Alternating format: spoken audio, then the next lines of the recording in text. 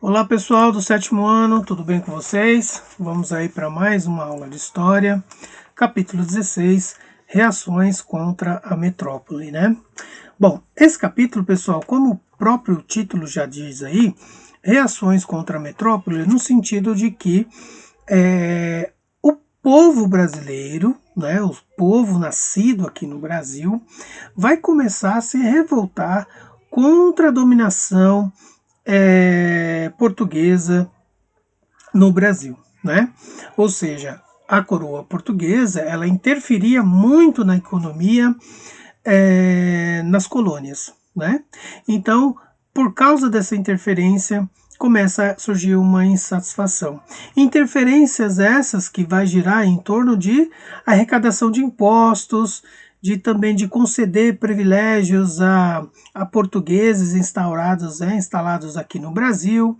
Então eles vão ver que os brasileiros, no caso, né, vão ter um tratamento diferente em relação aos portugueses nascidos em Portugal.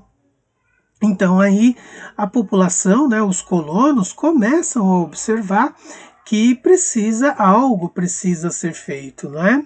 Então é aí onde vai surgir a revolta de Beckman, né, os conflitos em Vila Rica, a Guerra dos Mascates, enfim, tudo que vai girar em torno da exploração, né, da economia, da exploração dos recursos aqui no Brasil.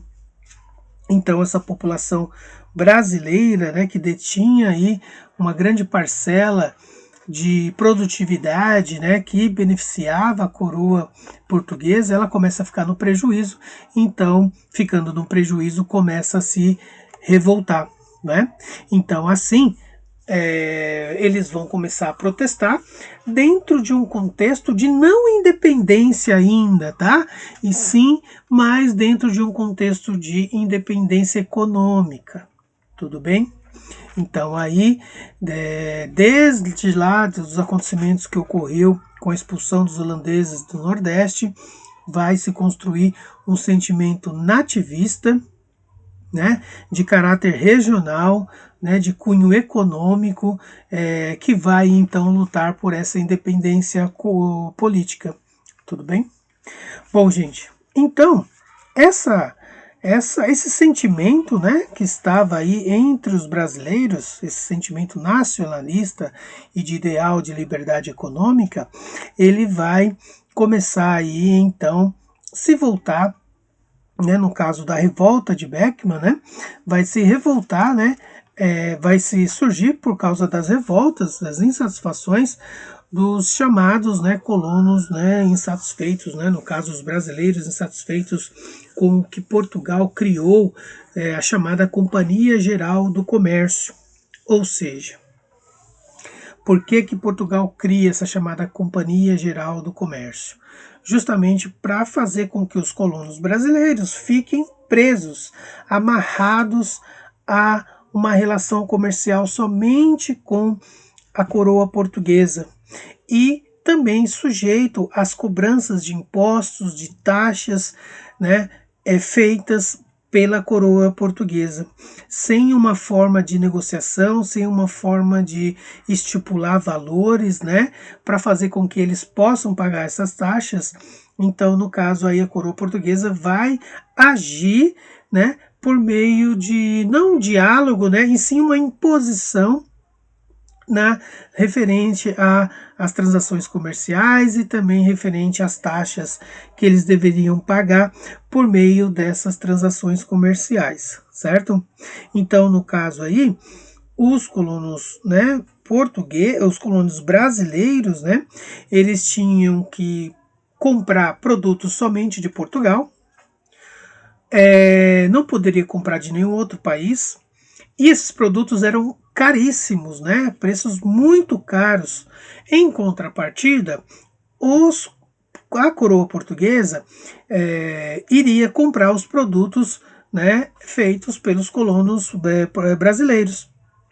Só que a um preço que eles queriam pagar, ou seja, a um preço baixo.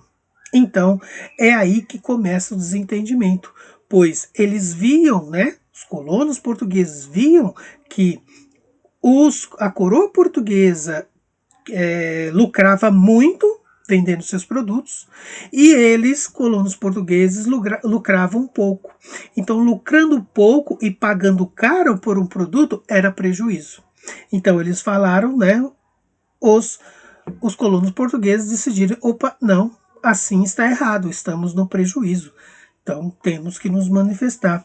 Temos que, então, começar a exigir, né, uma nova política, no caso aí, essa nova política, sem a participação portuguesa nas relações comerciais, ou seja, sem as imposições da coroa portuguesa nessas relações comerciais.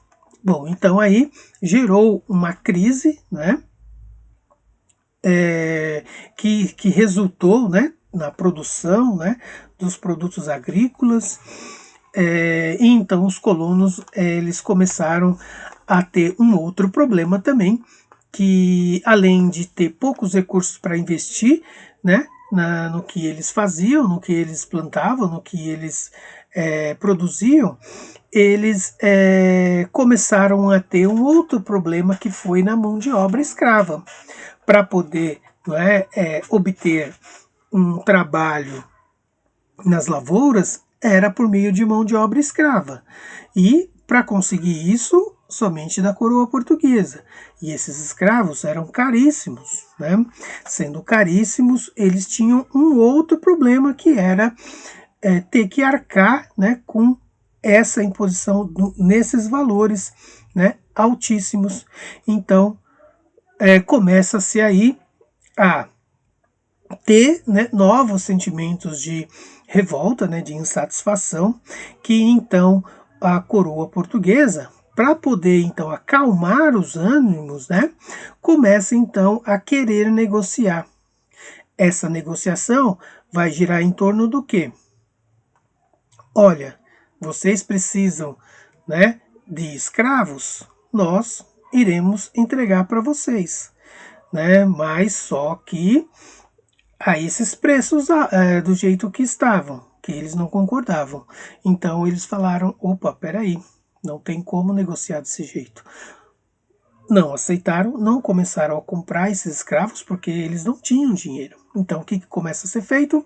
Começa então eles adquirirem escravos por meio dos bandeirantes. Como nós vimos, né? Os bandeirantes, eles capturavam, sequestravam indígenas, né, na mata, nas missões jesuítas, e então assim eles começaram a ter os escravos. E isso causou, né, um problema, pois as missões, né, os chamados jesuítas, eles ficaram revoltados com isso, porque muitos indígenas começaram a ser sequestrados, capturados para se tornarem escravos. E no caso aí eram indígenas já muitos catequizados, muitos já inseridos aí, ou estavam começando a ser inseridos na cultura europeia. Então começa a ter aí um conflito com os indígenas, né, esses colonos. E sendo assim, a coroa portuguesa ela intervém para proibir essa escravidão indígena. No caso aí, a coroa portuguesa, então, para acalmar, né, os ânimos, decide então fazer a Companhia de Comércio do Maranhão e Grão-Pará. Essa companhia visava no seguinte: olha, o objetivo da coroa portuguesa com essa companhia era mandar para o Brasil escravos africanos, né, para poder suprir essa necessidade dos colonos brasileiros. Em troca, claro, a coroa portuguesa queria, né, que eles consumissem, comercializassem somente com a coroa portuguesa. No caso aí, vinho, azeite, bacalhau, os produtos que eram mais comercializados, né? E no caso, então, houve aí essa negociação, só que, né, os preços abusivos continuavam, né? Ou seja, não teve diminuição no valor das mercadorias. E, em contrapartida, os escravos africanos prometidos aos colonos brasileiros, eles não estavam sendo enviados, né? Não estavam sendo fornecidos. Bom, diante dessa situação, desse impasse, surge então a chamada Revolta de Beckman, onde aí iremos ter, né, os dois irmãos, Tomás e Manuel Beckman. Eles vão liderar uma revolta para fazer com que os seus direitos prevalecessem. No caso aí, então, os irmãos Beckman, eles vão tomar algumas medidas. Primeiro, tomar o poder, ou seja, o governador, né, da região do Grã-Pará, né, ele foi, né, do Maranhão também, foi presos, né, capturados, presos.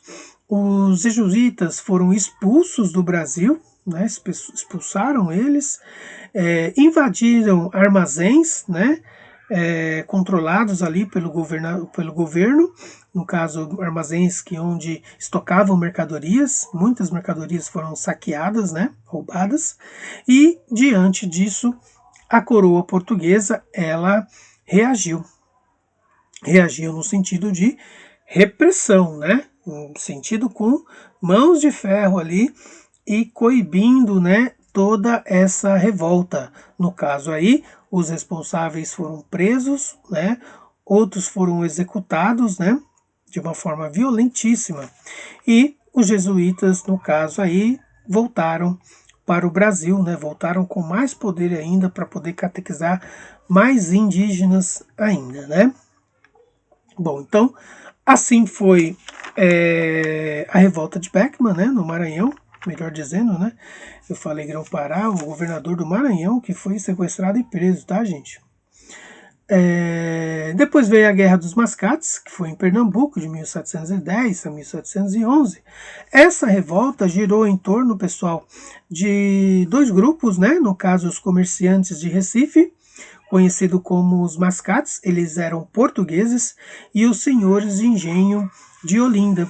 Então a revolta, né, vai surgir, a Guerra dos Mascates vai surgir por meio da crise do açúcar, né? Muitos senhores de engenho ficaram no prejuízo por causa que perderam a concorrência na venda do açúcar para os holandeses, né? Produção antilha que estavam sendo feita nas Antilhas, e então muitos senhores de engenho não tinham como pagar suas dívidas, começaram a fazer empréstimos com os mascates. Esses mascates emprestaram dinheiro para os senhores de engenho. Esses senhores de engenho se endividaram a tal ponto que a dívida se tornou impagável, e aí então começam os desentendimentos em torno de quem vai arcar com essa dívida. Então, no caso aí, os mascates começam a exigir, né, as propriedades dos senhores de engenho, ou seja, no caso aí dos colonos brasileiros, né? E então, não só isso, mas também como escravos também começam a ser, né, exigidos pelos mascates, né, que eram os portugueses. E sendo assim, esse impasse não, essa reivindicação ela não vai para frente, né, porque os senhores de engenho não permitiram, né, e então a coroa portuguesa ela vai intervir no sentido de visar os interesses dos portugueses, né, dos colonos, dos mascates. No caso aí, vai fazer o seguinte: olha, vamos, né, fazer com que Olinda não seja, né, a capital de Pernambuco, digamos assim, né? Vamos dividir o território. No caso, Olinda se torna uma cidade e Recife agora se torna a capital de Pernambuco. Bom, isso provocou mais revolta ainda, justamente porque os senhores de engenho que tinham ali todo o controle da economia local, né, por meio de arrecadação de impostos, né, no caso aí o governo local também, começaram a perder isso, né, para Recife. Recife se tornando a capital, logo ela irá arrecadar mais impostos. Então foi uma forma de eles obterem, por meio dos impostos, o pagamento das dívidas dos senhores de engenho que não estavam pagando, né? Então assim foi feito, né, a mudança da capital, né, no caso de Pernambuco, deixou de ser Olinda, passou a ser Recife, como é até hoje, não é? Bom, gente, nesse sentido, os brasileiros se sentiram prejudicados, né? Sendo prejudicados, estoura aí, né, digamos assim, esse conflito onde não teve acordo, né, senhores de engenho e os mascates, né, os portugueses. E, diante de tudo isso, vemos a coroa portuguesa sempre a favor dos portugueses e uma discriminação contra, né, os senhores de engenho que eram brasileiros. Então assim se dá essa revolta. Tudo bem? Bom, gente, então é isso, né? Próxima aula vamos ver as revoltas que ocorreu dentro do ciclo da mineração, né? No caso aí, né, a Guerra dos Emboabas e depois Revolta de Vila Rica, né? Tudo bem? Então é isso, paramos por aqui. Nos vemos na próxima aula. Tudo bem? Anotações, façam no caderno. Dúvidas, registrem também para depois nós tirarmos essas dúvidas lá no chat. Ok? Então é isso, tudo de bom. Tchau, gente.